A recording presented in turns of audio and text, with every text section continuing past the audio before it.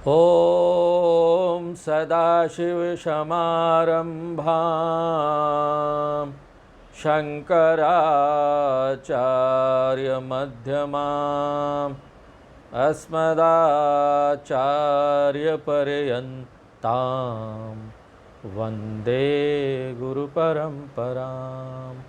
ओ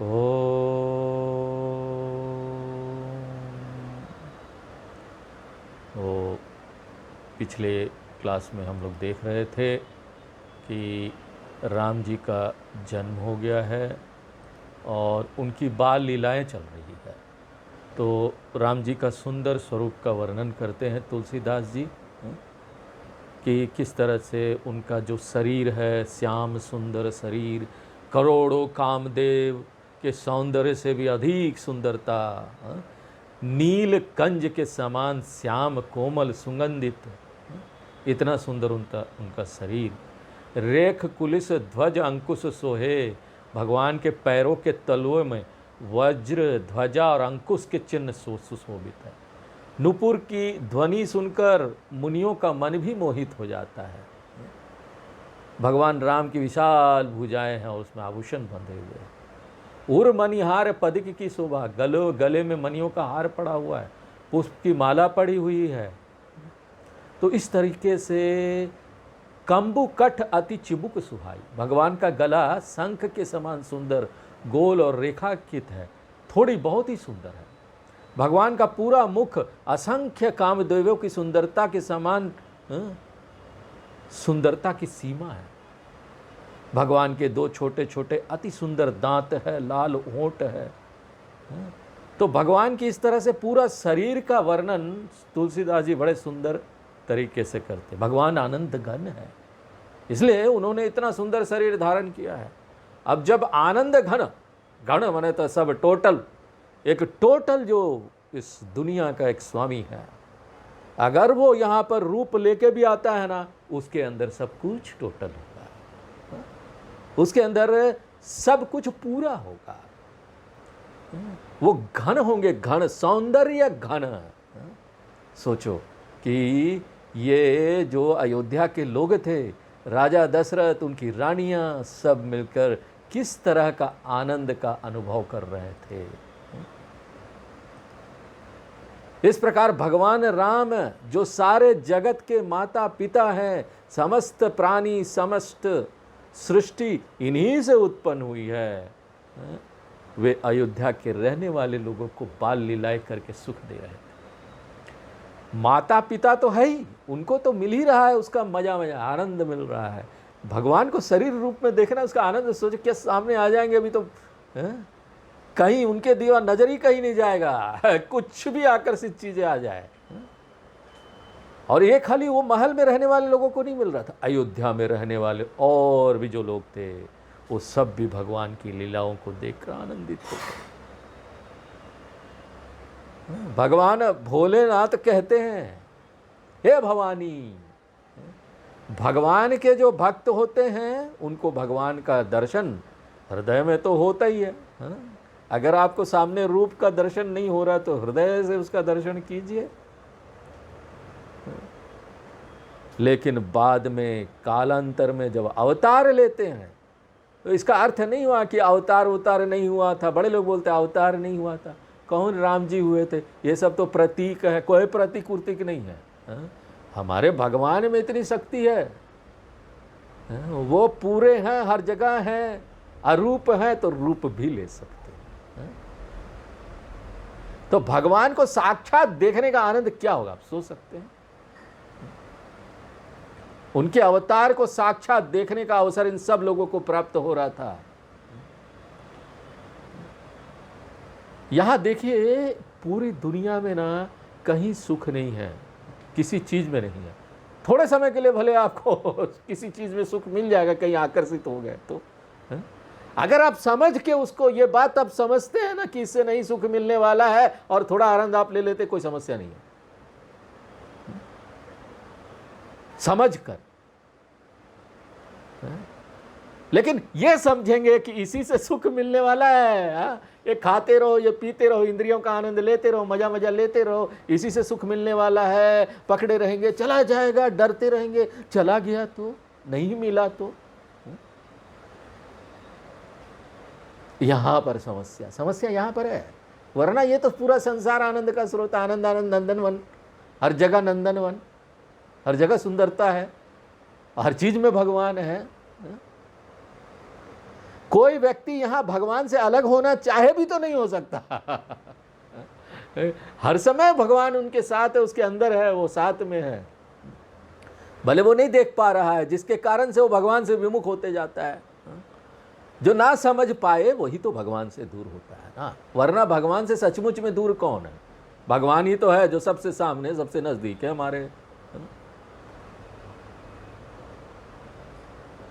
अगर संसार के सुख में सुख ढूंढेगा, वो उसको ये मान लेगा कि ये हमेशा ये सुख देने वाला है, ये खत्म नहीं होने वाला है, तो करोड़ों यत्न करने पर भी भवबंधन से छूट नहीं सकता। और भवबंधन में पड़ा होकर, छोटे होकर उसमें से अपने सुखी माने, इसी से सुखी है, तो वो भ्रम है।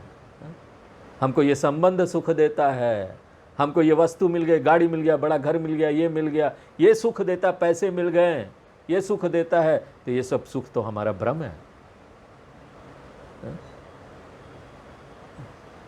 जीव चराचर बस के राखे, जिस माया ने संसार के सब जीवों को, माया है बहुत डेंजर, ठगनी है, ठगनी, माया को ठगनी बोलते हैं।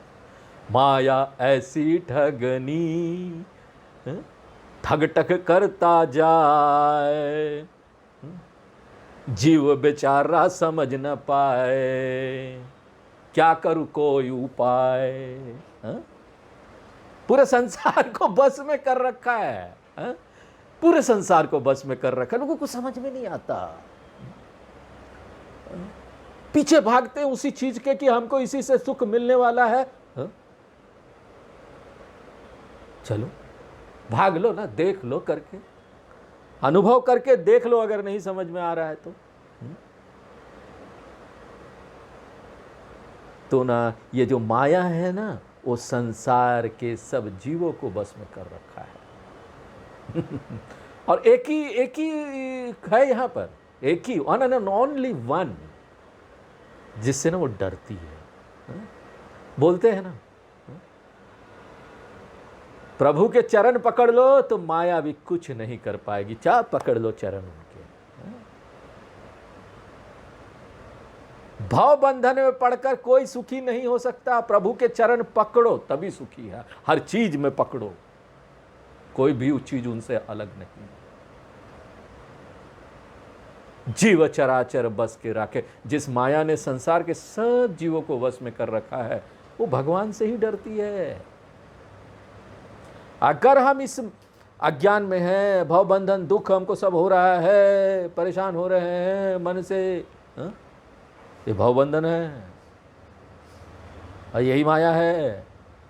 क्योंकि ये हमको बरगला देती है, ठग लेती है, ठगती रहती है, परेशानी में डालते रहती है। और इसका स्वामी कौन है? ब्रह्माश्रय सत्व रजस तमो गुणात्मिका माया अस्ति। अब यहां पर आपको तत्वबोध याद दिला देंगे। पढ़ा था ना तत्वबोध में, माया की परिभाषा क्या है? ब्रह्म पर आश्रित सत्व रजस और तमो गुण वाली ये माया है। तो इसका स्वामी कौन हुआ? किस पर आश्रित है? जिस पर आश्रित होगा वही स्वामी होगा ना। आश्रित ब्रह्म पर है, भगवान पर है, तो जाके चरण पकड़ लो ना, हे कृष्ण सब तो तुम्हारा है। माया भाग खड़ी होती, परमात्मा माया को केवल अपनी भों के संकेत से, भों है ना, भों के, उनको कुछ करना नहीं पड़ता। उनके लिए तो ये बाएं हाथ का खेल है, जैसे चाहे वैसे नचाता है, कठपुतली की तरह। माया उस समय ना भगवान के पास जाकर उनके स्वामित्व में आकर माया नचनिया हो जाती है, नाच रही है। परमात्मा के सामने माया शक्ति कुछ भी नहीं है। बताइए किसका भजन करेंगे, माया का कि परमात्मा का? किसका भजन किया जाए? हा? हा?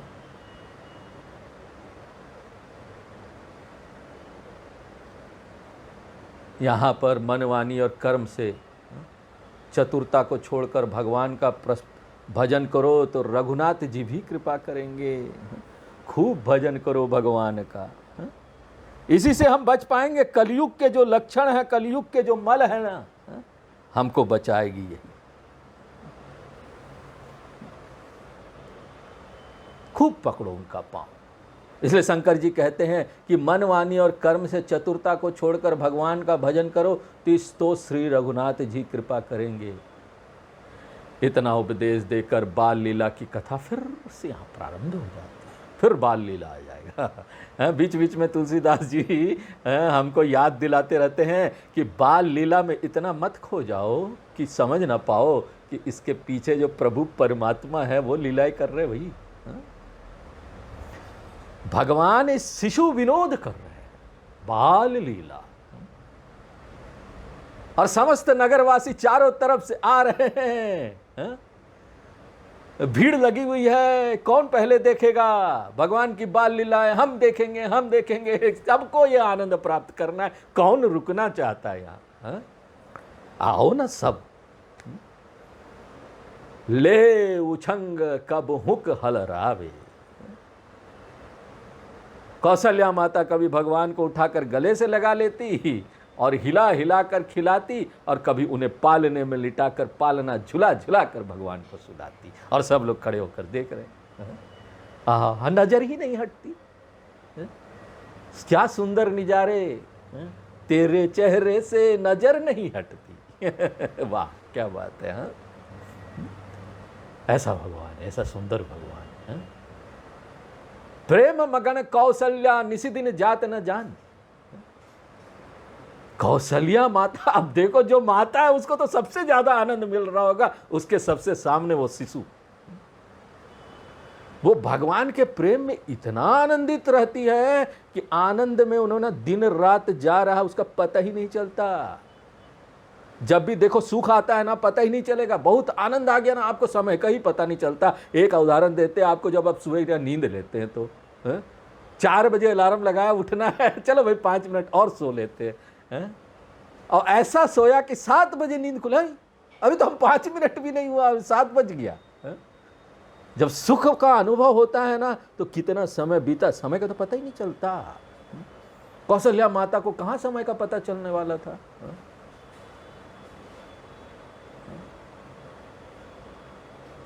तो यहां पर कौशल्या माता भगवान को उठाकर गले से लगा लेती, हिला हिला कर खिलाती, पालने में लिटाती। और जब नगरवासी आकर भगवान की बाल लीलाएं देखते हैं तो कौशल्या माता पुत्र प्रेम के कारण से गदगद होकर सब नगरवासियों के सामने भगवान की दिन भर की गई लीलाओं को सुनाती है। आप माँ बाप के, बच्चे के माँ बाप के पास जाइए ना, छोटे बच्चे के, वो दिन भर अपने बच्चे की बात कर सकते हैं, उनको बड़ा आनंद मिलता है। उनसे थोड़ा सा बात शुरू कीजिए, जो पेरेंट्स हैं वो सब सुनाएंगे। आज मेरे बेटे ने ये किया, आज मेरे बेटे ने ये किया, आज मेरी बेटी ने ये किया। बेटी का चश्मा उस्मा वाला ऐसे लगा के, कपड़ा बड़ा सुंदर पहना के, फोटो फेसबुक, माई डॉटर, माई सन, किसने क्या किया, किसने क्या प्राप्त किया, सब आता है। ये हमको फेसबुक से पता चलता है। उसी तरीके से उस समय भी देखो, वो तो भगवान थे, ऐसा अवतार जो भयंकर आनंद दे रहा था। तो वो माता किस तरह से अपने बच्चे की बात सुनाएगी, आप सोच सकते हैं। एक एक लीला वो अयोध्या वासियों की सुना रही थी। आज प्रभु ने ये किया, आज मेरे बेटे ने ये किया। संसार में भी देखते हैं कि जहाँ व्यक्ति का प्रेम होता है वो अन्य लोगों से उसकी चर्चा, प्रशंसा करता ही रहता है। इस प्रकार देखते हैं कि शास्त्र भी लौकिक, मनोवैज्ञानिक, सामाजिक स्थितियां आदि विभिन्न दृष्टिकोणों को ध्यान में रखते हुए चलते हैं। जिससे प्रेम है उसकी प्रशंसा करेगा। आपको पता करना है ना किस व्यक्ति का प्रेम किस में है उसके सामने बैठिए और उसको बस बोलने का मौका दीजिए। आप अपना कान दीजिए, बस बोलने का मौका दीजिए।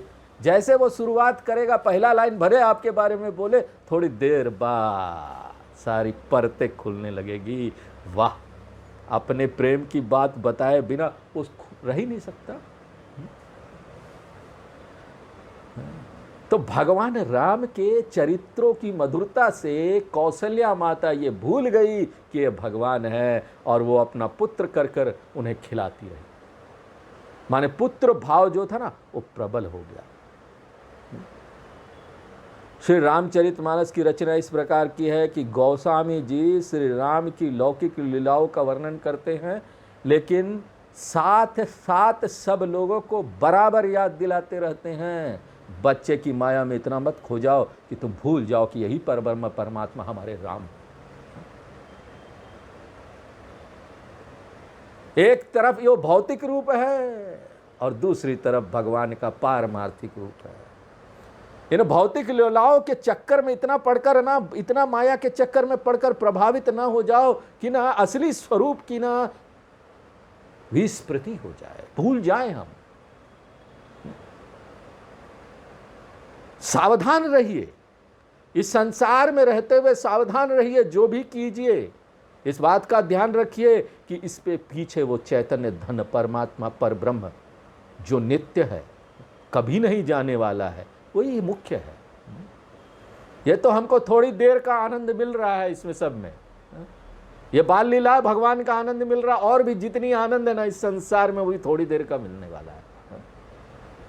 अगर समझ के अगर इसको, इस आनंद को ले लो, इस भाव में रहकर, इस पीछे वाले भाव में रहकर कि ये सब तो है आनंद, लेकिन ये जाने वाला है और जाएगा तो मुझे कोई समस्या नहीं।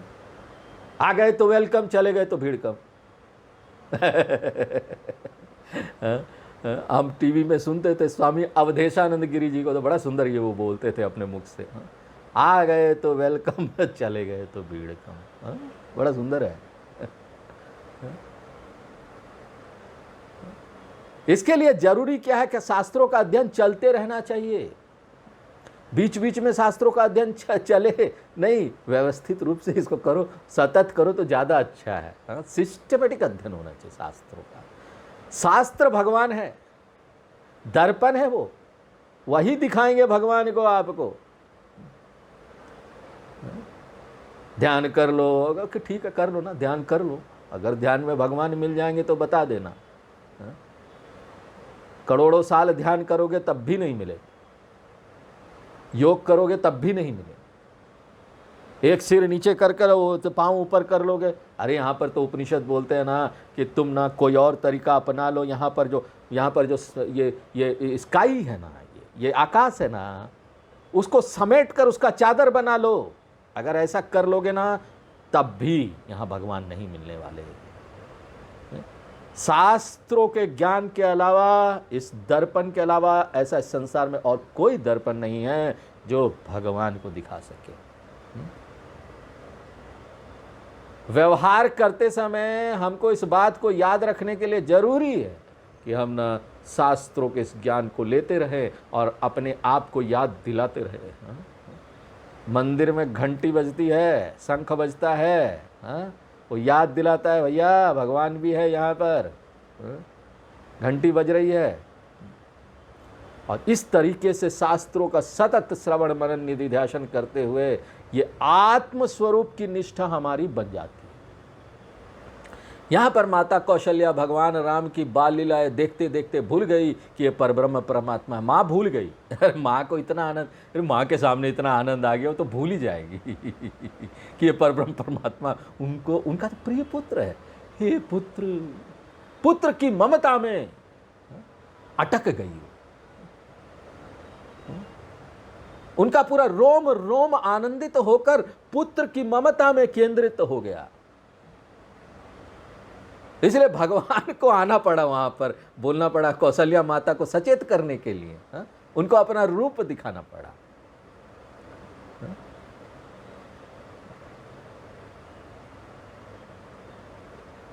ताकि ना उसका स्मरण बना रहे कि ये परब्रह्म परमात्मा है, आपका बेटा का आनंद तो ठीक है, ले लो, लेकिन उसके पीछे परब्रह्म परमात्मा है।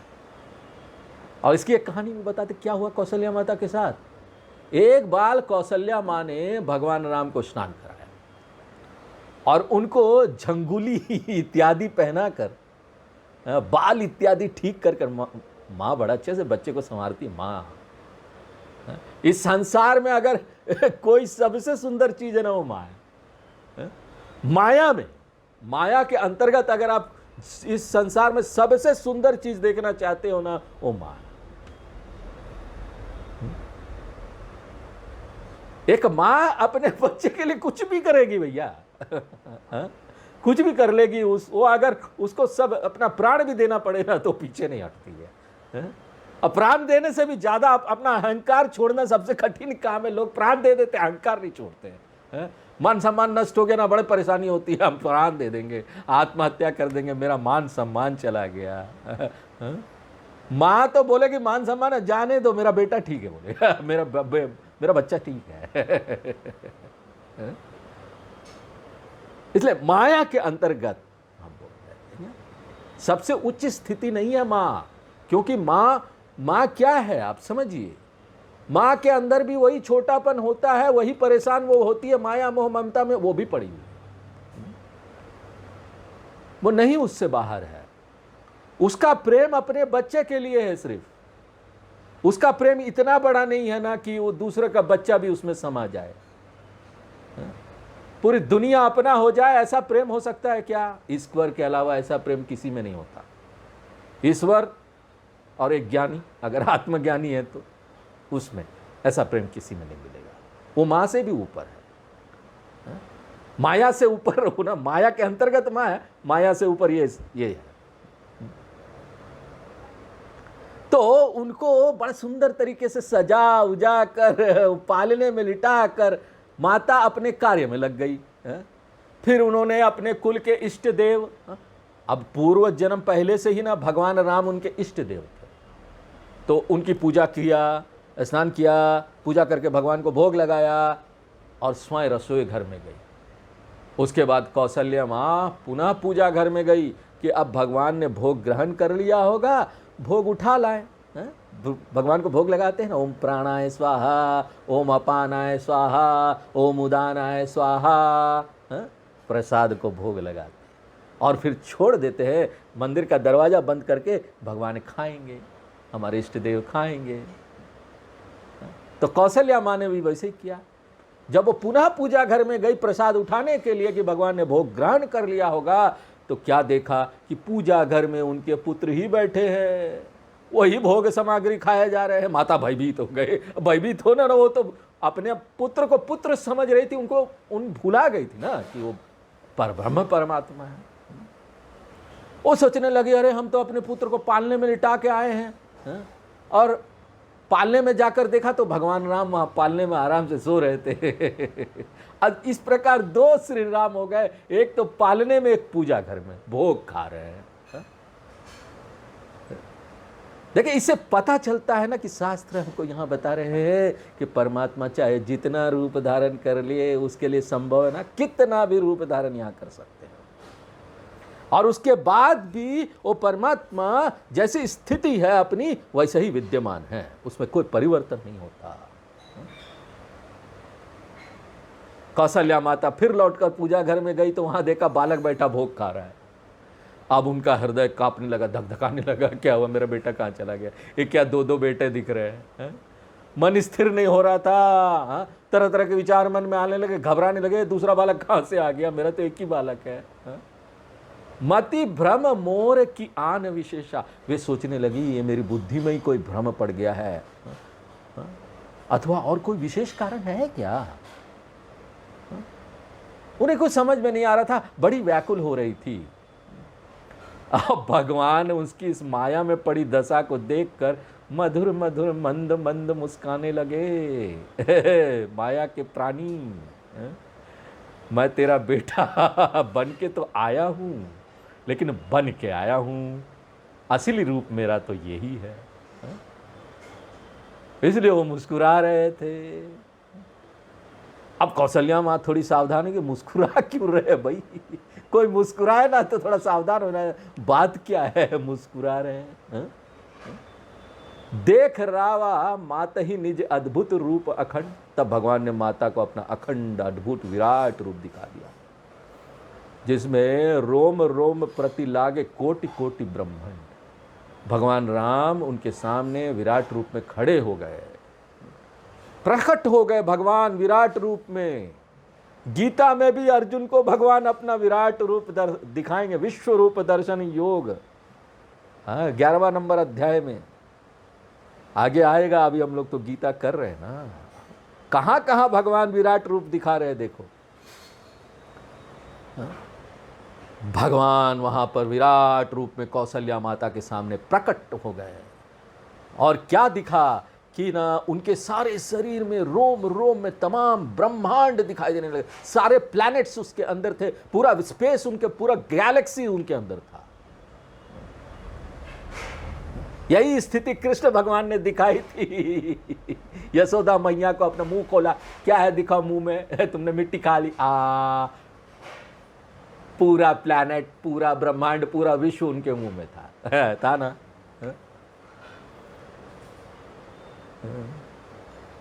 शास्त्र कहते हैं यहां की सारी सृष्टि ही ना परमात्मा का रूप है, पूरा सृष्टि परमात्मा का, परमात्मा की माया से ही ब्रह्मांड की रचना हुई है।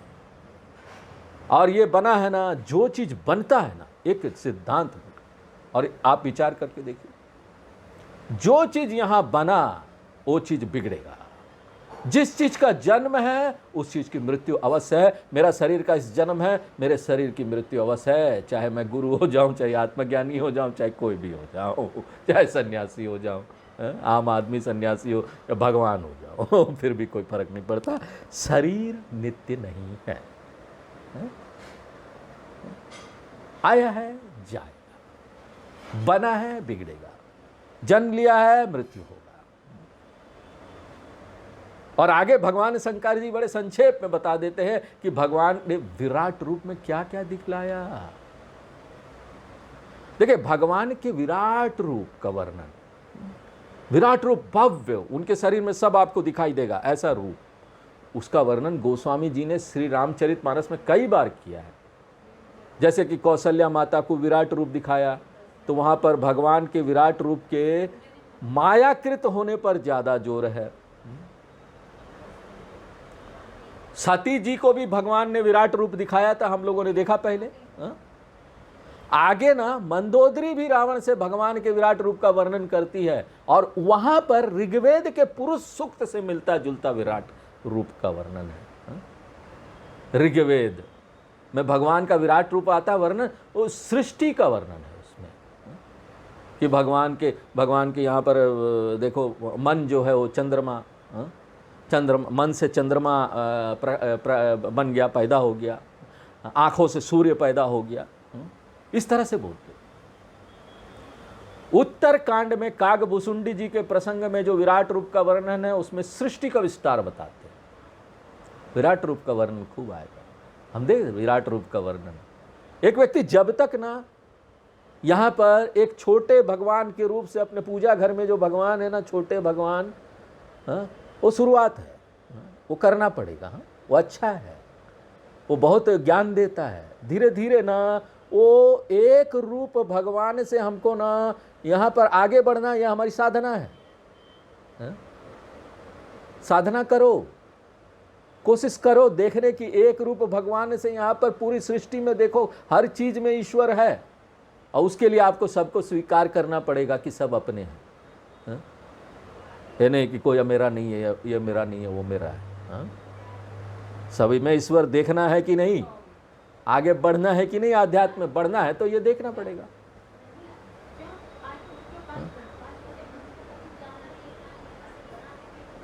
देखो उपरोक्त सब प्रसंगों को मिलाकर देखे तो समझ में आए कि भगवान के विराट रूप में कौन कौन बातें समझने की है। इसमें देखो मुख्य दो ही बातें, यह समस्त जगत परमात्मा से भिन्न कुछ नहीं है, और परमात्मा ने ही अपनी माया के द्वारा जगत का रूप धारण किया हुआ है। परमात्मा के अलावा कुछ नहीं है। ये संसार हर चीज में परमात्मा है, और अपनी माया के द्वारा जगत का रूप धारण किया। दूसरी बात यह है कि परमात्मा के अतिरिक्त कहीं कुछ नहीं है।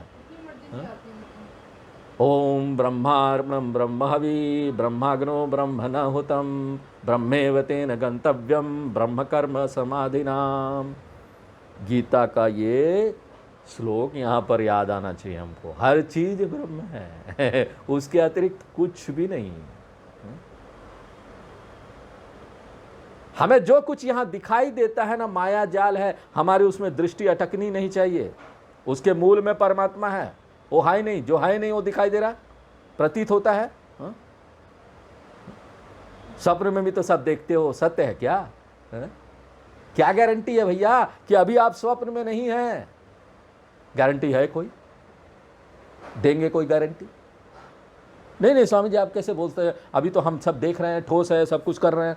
अरे भैया स्वप्न में भी तो आप यही करते हैं। अभी आप देख रहे हैं, मेरी आवाज सुन रहे हैं, सब काम कर रहे हैं, हाथ हिला रहे हैं, सब कुछ हो रहा है। यहाँ खरीदना बेचना ठोस, सब चीजें ठोस लगती है। आप बोलते हैं ये स्वप्न से अलग है। जब आप स्वप्न में रहते हैं तो उस समय आपको पता होता है कि वो ठोस नहीं है। स्वप्न में हम डरते हैं, स्वप्न में पूरा एक जीवन जी लेते हैं, स्वप्न में सब कुछ कर लेते हैं। उस समय हमको नहीं लगता कि वो असत्य है, लेकिन जब जगते हैं,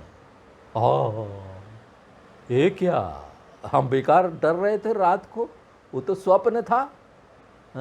हम राजा है और स्वप्न में भिखारी हो गए थे और डर रहे थे।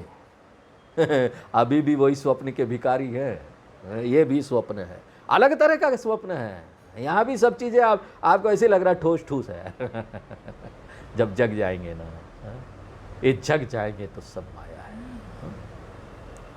अगणित रवि शशि शिव चतुरानन। कौशल्या माने भगवान के विराट स्वरूप के अंतर्गत ना जाने कितनी सृष्टियां, उन सब के सूर्य, चंद्रमा, शिव जी, ब्रह्मा जी, बहुत से पर्वत, नदियाँ, समुद्र, पृथ्वी, वन, सब उनके अंदर।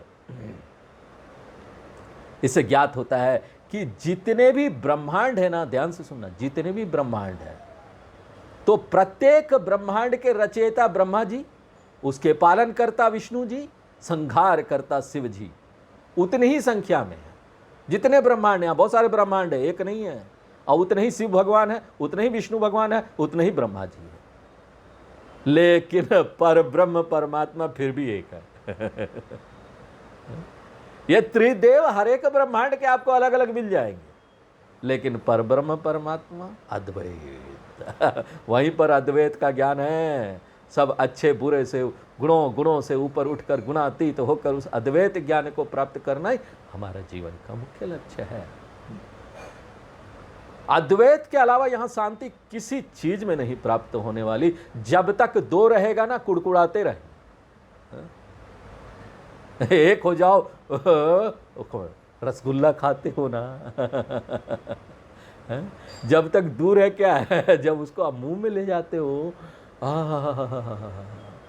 ऐसा आनंद आता है कि वो ना व्यक्ति एक हो जाता है, रसगुल्ला से भी एक हो गया। ये एक का आनंद हमेशा रहे तो क्या मजा है। काल कर्म गुण ज्ञान स्वभाव। कौशल्या माने काल कर्म गुण ज्ञान और स्वभाव भी बहुत से देखे, और इन सब के वश में जीव है, यह भी देखा। अर्थात जीव भिन्न भिन्न कालों में कर्म के फल के अनुसार शरीर धारण करता। जैसा कर्म वैसा बो, जैसा बोओगे वैसा पाओगे। अपने स्वभाव और वासना के अनुसार वो कर्म करता। इस प्रकार काल कर्म स्वभाव के वश में हुआ, वो बार बार चक्कर काटता रहता है। कौशल्या माने स्थूल सृष्टि के साथ साथ सूक्ष्म सृष्टि भी देखी।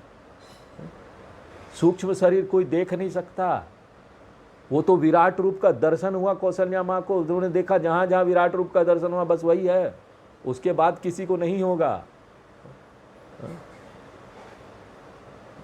उन्होंने देखा कि प्राणी एक शरीर से दूसरे शरीर में कैसे जाते हैं, ये तो किसी को दिखाई नहीं देता ना। एक बार व्यक्ति की मृत्यु हो जाती, क्या पता कहाँ से वो जीव कहाँ गया, कहाँ क्या नहीं गया। सूक्ष्म शरीर आप देख नहीं सकते। भगवान ने अर्जुन को गीता में दिखा दिया किस किस तरीके से ना तमाम योद्धा लोग उनसे मुंह में प्रवेश कर रहे, भगवान चूरनी चूरन बना के उनको खा रहे, दांत में फंस जा रहे लोग भगवान के दांत में और डर लगेगा जब वो वर्णन आता है ना, डर लगेगा। लेकिन जो लोग सत्य जानते हैं उनको डर नहीं लगेगा, क्योंकि यहाँ तो अच्छा खराब सब है ना, सब माया और गुणों के अंतर्गत है। डरना क्या, हर चीज तो भगवान है। अगर सृष्टि भगवान है, स्थिति भी भगवान है और लय भी भगवान है, जन्म ईश्वर है, मृत्यु भी ईश्वर है, फिर से जन्म ईश्वर है, फिर से मृत्यु ईश्वर है। कौशल्या जी ने फिर ब्रह्मांड की रचने करने वाली माया को भी देखा। वह माया भी देखो, अति सभीत जोरे कर ठाड़ी, भगवान के आगे भयभीत होकर हाथ जोड़े कर, ये माया माया क्या भगवान पर आश्रित उनके स्वामी हैं, वो हाथ जोड़ के खड़ी रहेगी ना। देखो परमात्मा का कितना शक्ति है, महात्म्य है, सब उनके अंडर है उन पर सब कुछ आश्रित है, वो नहीं तो कुछ नहीं। वही माया जो भगवान के आगे इतना शक्तिहीन है, किसी के कुछ कर ही नहीं सकती, वही देखो जीवों को कितना नचाती भैया। माया ऐसी ठगनी, ठगता ठगता जाए, ऐसा देखो नाच नचाए, नाचे सब संसार। जीव मायाकृत विषयों के पीछे दौड़ता है, कहीं सफलता पाकर प्रश्न होता है, कहीं असफलता पाकर हाय हाय करता है। यही जीव का नाचना है। उन्होंने भक्ति भी देखी, उन्होंने देखा कि यदि कोई संसार की तरफ से पीठ फेर कर भगवान की तरफ उन्मुख हो जाए, भगवान का ध्यान चिंतन करने लगे, तो वह भक्ति है। और भक्त व्यक्ति को माया, भक्ति जो है ना, व्यक्ति को माया के फंदे से मुक्त कर देती है। यह सब देखकर कौशल्या माँ के ना मुख की बोलती बंद हो गई और खड़े अचंभित, आश्चर्यचकित और भयभीत होने के कारण उनके शरीर के रोम रोम खड़ा हो। अर्जुन के साथ भी ऐसा हुआ था। उन्होंने अपनी आंखें बंद करके भगवान के चरणों में सिर झुका दिया। माता को आश्चर्यचकित और व्याकुल देखकर कोमल हृदय वाले श्री राम जी फिर से वही बालक बन गए। तब भी कौशल्या माता को भय रहा कि अरे ये तो विराट स्वरूप परमात्मा है, वही शिशु रूप में परिवर्तित हो गया, हमने कैसी गलती की कि हम उनको अपना पुत्र समझ बैठे। इस कारण से वो भगवान की स्तुति भी ना कर नहीं पा रही थी, बेचारी हड़बड़ा गई थी। भगवान की स्तुति कैसे करे। माता की ऐसी स्थिति देखकर हरि जननी बहुविधि समुझाई। अब भगवान ने अपनी जननी को समझाया हर तरीके से। देखो देखो देखो, परेशान हो, ठीक खड़े हो, तो हमने तुमको दिखा दिया ना हमारा रूप, हम किस प्रकार की लीलाएं करते हैं। हमारी लीलाएं को देखते हुए मत भूलो कि परब्रह्म परमात्मा ही मेरा स्वरूप है। खाली लीला देख के मत लीला में खो जाओ। लीलाए लीला, लीला रे लीला, यह जनी कहूँ का हंसी सुनो माई। भगवान ने कहा कि और किसी को यह बात मत बताना। भगवान ने उनको मना कर दिया, मत बताना किसी को। भगवान ने अपने श्री राम अवतार में अपने स्वरूप को छिपाए रखा था, क्योंकि उन्हें रावण का वध ना मनुष्य के रूप में करना था ना। भगवान के समझाने के बाद कौशल्या माँ को थोड़ा हिम्मत आया, हाथ जोड़कर बार बार भगवान से प्रार्थना करने लगी। अर्जुन भी ऐसे ही भगवान को प्रार्थना करता, आगे से नमस्कार, पीछे से नमस्कार, सब जगह से, ऊपर से नमस्कार, नीचे सब जगह से नमस्कार है। भगवान वापस आ जाओ अपने उसी सुंदर रूप में ना, गदा चक्र सुदर्शन चक्र लेकर आ जाइए ना प्लीज। उसी तरह से कौशल्या माता के सामने वो आ गए और उन्होंने, कौशल्या माता ने बोला भैया आप अब ना हमको माया के चक्कर में कभी नहीं डालिएगा। इससे ज्ञात होता है कि भक्ति शास्त्र यह कहता है कि माया से यदि छूटना चाहते हो तो भगवान की प्रार्थना करो, उनकी शरण में जाओ, कुछ भी कहो, उनकी शरण पांव पकड़ लो। भगवान की कृपा से ही हम माया से छूट सकते हैं।